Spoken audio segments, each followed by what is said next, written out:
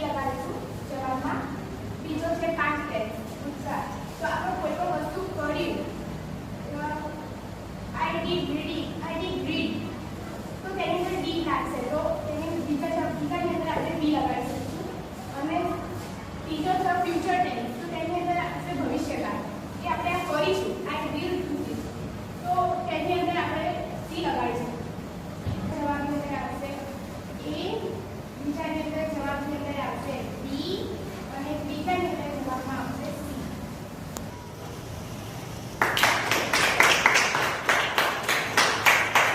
તો ચલો વિદ્યાર્થી મિત્રો, આજે આપણે એક ટોપિક જોયો સિમ્પલ ટેન્સનો. Simple present tense, simple past tense અને સિમ્પલ ફ્યુચર ટેન્સ.